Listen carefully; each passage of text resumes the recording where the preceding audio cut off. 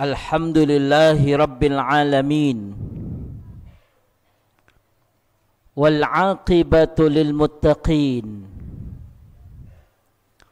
wala udwana illa 'alaz zalimin. Ashhadu an la ilaha illallah wa ashhadu anna Muhammadan 'abduhu wa rasuluh. Allahumma salli ala nabiyyina Muhammadin sallallahu alaihi wasallam wa ala alihi wa ashabihi wa man tabi'ahum bi ihsanin ila yaumiddin. Amma ba'du. Fa ya ibadallah, usikum wa iyaya bitaqwallahi wa ta'atihi la'allakum tuflihun. Faqad qala Allahu subhanahu wa ta'ala fil Qur'anil Karim, a'udzu billahi minasy syaithanir rajim. Ya ayyuhalladzina amanu taqullaha haqqa tuqatih wa la tamutunna illa wa antum muslimun. Wa qala Allah subhanahu wa ta'ala fi suratil ukhra, Bismillahirrahmanirrahim. Wa minan nasi man ya'budullaha ala harfin fa in asabahu khairun itma'anna bih wa in asabathu fitnatun inqalaba ala wajhihi khasirad dunya wal akhirah dzalika huwal khusranul mubin. Wa qala Rasulullah sallallahu alaihi wasallam fil hadits, ittaqillaha haitsu ma kunta wa atbi'is sayyi'atal hasanata tamhuha wa khaliqin nas bi khuluqin hasanin. Ma'asyiral muslimin, jamaah Masjid Al-Amanah rahimakumullah. Hari ini kita hampir saja memasuki bulan Ramadan karena kita di pertengahan dari bulan Sya'ban. Maka marilah kita tingkatkan kualitas iman dan Islam kita agar kita bisa memaksimalkan hidup di dunia ini dengan semampu kita. Dan semoga dengan usaha yang kita lakukan, Allah subhanahu wa ta'ala menjadikan kita sebagai hamba-hamba yang bersyukur dan bertakwa kepada Allah subhanahu wa ta'ala. Dan semoga kita dipertemukan kembali di dalam jannahnya Allah subhanahu wa ta'ala yang penuh dengan kenikmatan kelak. Amin ya rabbal alamin. Salawat serta salam kepada Rasulullah sallallahu alaihi wasallam, karena beliaulah tauladan bagi kita, contoh dalam setiap aktivitas dan kehidupan kita. Beliau pula lah yang telah mengorbankan hidup dan matinya untuk menciarkan agama Allah hingga masuk ke dalam pikiran dan hati kita. Maka perjuangan Rasulullah sallallahu alaihi wasallam harus senantiasa kita ingat dan kita bangun cinta di dalamnya, dengan harapan agar kita mendapatkan syafaat dari Rasulullah sallallahu alaihi wasallam. Ma'asyiral muslimin rahimakumullah. Banyak manusia yang sampai hari ini belum menyadari tentang di manakah hatinya hari ini. Apakah hatinya bersama dengan Allah subhanahu wa ta'ala atau hatinya bersama selain Allah?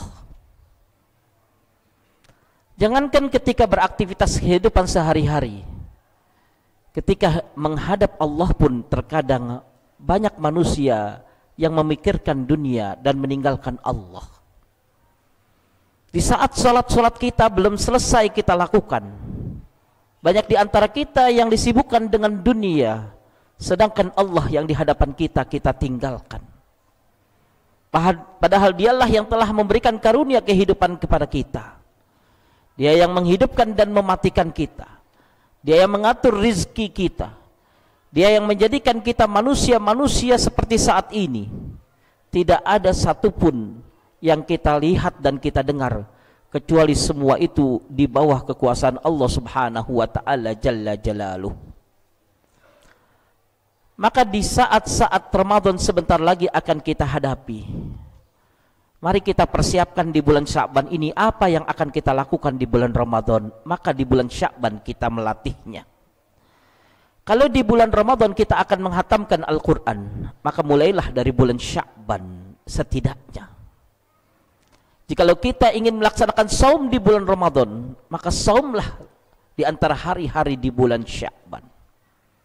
Jikalau kita ingin menghidupkan malam-malam bulan Ramadan, maka hidupkanlah di antaranya malam-malam di bulan Sya'ban. Karena semua ini adalah sebagai simulasi agar kita bisa mendapatkan hakikat dari ibadah kita, yaitu menuju ketakwaan kepada Allah Subhanahu wa taala. Namun pada kesempatan kali ini khatib ingin berpesan tentang bagaimana kita beribadah kepada Allah dengan ikhlas agar kita bisa mendapatkan ridho dari Allah Subhanahu wa taala. Dalam surat Al-Hajj ayat 11 Allah Subhanahu wa taala berfirman yang artinya, dan di antara manusia ada yang menyembah Allah hanya di tepian saja. Maka jika dia memperoleh kebajikan, dia merasa puas. Dan jika dia ditimpa suatu cobaan, dia berbalik kembali ke belakang. Dia rugi di dunia dan di akhirat. Itulah kerugian yang sesungguhnya. Maka jikalau kita melihat bahwa sesungguhnya hidup kita ini akan menjadi orang-orang yang sukses dan bahagia, di antara salah satu yang kita lakukan dan kita targetkan serta kita tujukan dalam hidup ini adalah limardhatillah, untuk mendapatkan ridho dari Allah Subhanahu wa taala. Tapi ridho dari Allah Subhanahu wa taala tidak mungkin kita dapatkan kecuali ketika kita melangkahkan kaki kita, ketika kita melihat dunia pertama kali dan kemudian kita akan meninggalkannya. Setiap detik dan setiap desahan napas kita isi dengan keikhlasan kita beribadah kepada Allah Subhanahu wa taala. Maka di saat itulah keridhaan Allah akan kita rasakan di dalam kehidupan kita yang sementara ini. Maka apa saja kelebihan-kelebihan dari keridhaan Allah Subhanahu wa taala yang bisa kita dapatkan? Yang pertama, jikalau kita ridho kepada Allah Subhanahu wa taala, fahuwa babun a'zamu minallahi Subhanahu wa taala. Ridho dari Allah adalah merupakan pintu yang sangat agung yang Allah berikan kepada hamba-hambanya yang telah ikhlas dalam beribadah. Maka kalau kita untuk melakukan ibadah saja tidak pernah ikhlas, maka pintu ridho Allah tidak akan pernah terbuka dalam kehidupan kita. Dan jikalau kita melakukan ibadah dengan penuh keikhlasan, maka pintu yang mulia, tidak ada pintu yang lebih berharga daripada pintu ini, pintu ridho dari Allah Subhanahu wa ta'ala. Kemudian yang kedua, ridho Allah Subhanahu wa ta'ala huwa jannatud dunya. Orang yang mendapatkan ridho dari Allah dalam kehidupannya, maka seakan-akan dia hidup di dalam syurganya walaupun masih di dalam dunia. Karena apapun yang dilakukan Allah Subhanahu wa ta'ala meridhoinya, maka itu adalah sebuah penambahan kebaikan untuk akhiratnya. Tidak ada satu tetes keringat kecuali Allah meridhoinya, dan itu akan menjadikan kebahagiaan di akhiratnya. Semakin panjang umur manusia dan semakin Allah meridhoinya, maka semakin besarlah tempatnya di sisi Allah Subhanahu wa ta'ala di dalam syurganya kelak. Dan yang ketiga adalah murtahul abidin. Orang-orang yang mendapatkan ridho dari Allah Subhanahu wa ta'ala dari hamba-hambanya, maka kehidupannya adalah kehidupan yang penuh dengan ketenangan. Mustahrihul abidin, hidupnya penuh dengan kesejukan walaupun penuh dengan ujian dan cobaan. Maka jikalau kita melihat di dalam kehidupan kita, sudahkah kita ridho di dalam kehidupan beribadah kepada Allah Subhanahu wa ta'ala? Maka surat Al-Hajj ayat 11 tadi menceritakan kepada kita beberapa hal yang perlu untuk kita lihat, apakah kita termasuk orang-orang yang beruntung ataupun menjadi orang-orang yang merugi. Yang pertama, Allah Subhanahu wa ta'ala menyampaikan di dalam ayat ini, wa minan nasi may ya'budullaha ala harfin. dan ada di antara manusia yang menyembah Allah hanya di tepian saja. Bahwa sesungguhnya ibadah yang diterima oleh Allah bukanlah ibadah yang ibadahnya itu kita hanya di tepian saja, tapi kita harus menghayati, kita harus mengalami, dan kita harus betul-betul menjalani semua kehidupan kita. Karena sesungguhnya seseorang yang ikhlas bukan hanya seseorang yang bisa menjadi orang yang senang, tapi orang yang ikhlas adalah orang yang menjalani kewajibannya dalam kondisi apapun dia berada. Poin yang kedua, bahwa ada orang-orang yang di dalam Islam ini disebut ala harfin. Para mufassir menerjemahkan ala harfin dengan 3 hal. Yang pertama, ada orang yang ingin masuk ke dalam Islam, tapi sesungguhnya dia tidak menginginkan Islam itu di dalam hatinya. Maka dia menyatakan dirinya sebagai seorang muslim, sedangkan perilakunya tidak mencerminkan sedikit pun tentang keislamannya. Itulah yang disebut orang yang beribadah di atas tepian saja. Atau yang kedua, ada orang yang menyatakan dirinya selalu menjadi seorang muslim, tapi hidupnya selalu di pinggiran dari amal ibadah. Dia sholat di pinggiran dari sholat-sholat orang-orang lain. Dia puasa, dia pinggiran orang-orang puasa yang lain. Artinya dia selalu melaksanakan semua aktivitas itu, dan dia selalu berada di pinggiran dan tidak masuk ke dalamnya. Banyak ada manusia yang ketika dia berjalan menuju ke pantai dan dia hanya berjalan di bibir pantai, dia tidak disebut sebagai orang yang mandi dalam lautan, karena dia hanya berjalan di bibir pantai saja. Ada orang yang melihat keindahan Islam, tapi dia tidak kemudian masuk ke dalamnya. Dia hanya melaksanakan ibadah-ibadah sebagaimana dia merasakan keindahan Islam, tapi dia tidak mau menjalaninya dengan sepenuh hati. Dan yang ketiga, digambarkan bahwa sesungguhnya ada seseorang yang melihat Islam dengan matanya, tapi tidak pernah melihat dengan hatinya. Orang-orang inilah yang disebutkan di dalam Al-Quran adalah orang-orang yang rugi di dunia dan rugi di akhirat. Poin yang selanjutnya, jikalau ada orang-orang yang menyatakan dirinya sebagai seorang muslim yang ada hanya di pinggiran, maka sesungguhnya dia menjadi orang yang merugi, dan kerugiannya adalah kerugian yang tidak akan pernah berbalik bagi dirinya. Kalau dalam kehidupan dunia ini kita kadang-kadang menganggap kerugian kita ketika kita mengeluarkan harta kita untuk Allah Subhanahu wa taala. Kerugian itu bukanlah sebuah kerugian yang nyata, tapi kerugian itu adalah kerugian yang akan dikembalikan dengan keindahan jannahnya Allah. Tapi bagi manusia yang merasa ruginya dirinya beragama dan membela agama Allah Subhanahu wa taala, maka pada saat itu dia mendapatkan kerugian, yang kerugian itu bukan hanya duniawi tapi kerugian ukhrawi, karena sesungguhnya itulah kerugian yang tidak ada gantinya dan tidak ada kebahagiaan sama sekali di dunia dan di akhirat.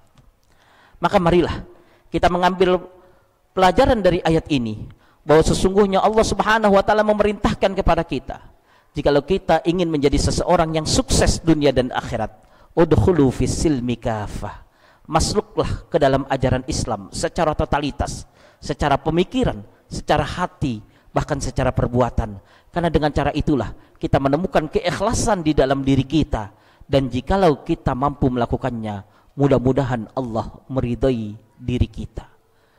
Allah Subhanahu wa taala bukan hanya meridai orang-orang yang dicintainya karena keikhlasan dalam beribadah, tapi Allah merindukannya sebagaimana yang Allah sampaikan dalam Al-Qur'an, ya ayyatuhan nafsul mutmainnah irji'i ila rabbiki radiyatan mardiyah fadkhuli fi ibadi wadkhuli jannati. Wahai manusia-manusia yang berjiwa mutmainnah, kembalilah kalian kepada Tuhan kalian, kembalilah dengan kondisi ridho dan diridhoi. Masuklah dalam kategori hambaku, masuklah dalam surgaku. Mudah-mudahan di bulan-bulan ke depan kita selalu mengoptimalkan hidup kita dengan bekerja dan beribadah serta melakukan aktivitas dengan ikhlas karena Allah Subhanahu wa taala. Harapannya ketika Allah sudah meridhai kita, maka hidup ini akan menjadi surga bagi kita, bukan hanya di akhirat tapi di dunia yang Allah Subhanahu wa taala berikan ujian dan cobaan di dalamnya. Barakallahu li wa lakum fil Qur'anil azim wa nafa'ani wa iyyakum bima fihi minal ayati wa dzikril hakim. Aqulu qawli hadza fastaghfiruh innahu huwal ghafurur rahim. Rabbi shrah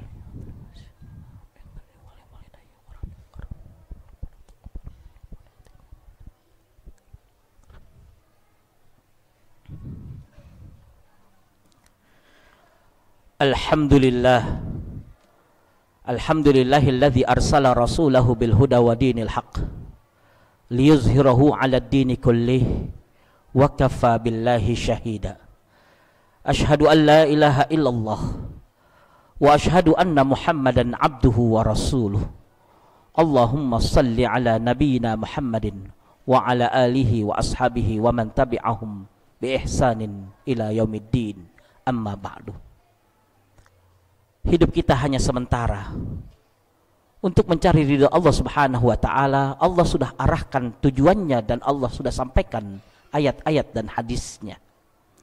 Maka kewajiban kita adalah untuk terus mencari dan menggapai ridha Allah Subhanahu wa taala.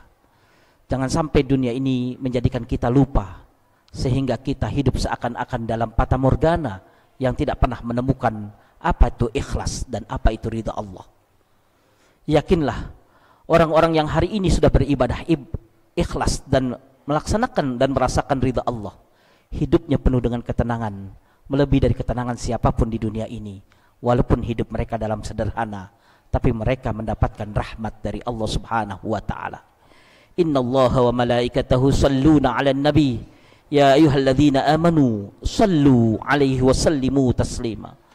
Allahumma salli ala Muhammadin fil awwalin wa salli ala Muhammadin fil akhirin. Allahumma ighfir lil muslimin wal muslimat wal mu'minin wal mu'minat al ahya'i minhum wal amwat. Allahumma izzal islam wal muslimin wa ahlikil kafrata wal musyrikin wa dammir a'da'aka a'da'ad-din. Allahumma ansuril mujahidina fi Palestin. Allahumma ansuril mujahidina fi kulli makan. Rabbana zalamna anfusana wa in lam taghfir lana wa tarhamna lanakunanna minal khasirin. Rabbana la tuzigh qulubana ba'da idh hadaitana wa hab lana min ladunka rahmah innaka antal wahhab. Rabbana ighfir lana wa li ikhwanina alladhina sabaquna bil iman wa la taj'al fi qulubina ghillan lil ladzina amanu rabbana innaka ra'ufur rahim. Rabbana ighfir lana wa li walidayna warhamhuma kama rabbayana shighara. Rabbana atina fid dunya hasanah wa fil akhirati hasanah wa qina adzaban nar. Ibadallah, innallaha ya'muru bil 'adli wal ihsan wa ita'i dzil qurba wa yanha 'anil fahsya'i wal munkar wal baghi ya'izukum la'allakum tadhakkarun. Fadhkurullahal 'azim yadhkurkum washkuruhu 'ala ni'amihi yazidkum wa la dzikrullahi akbar.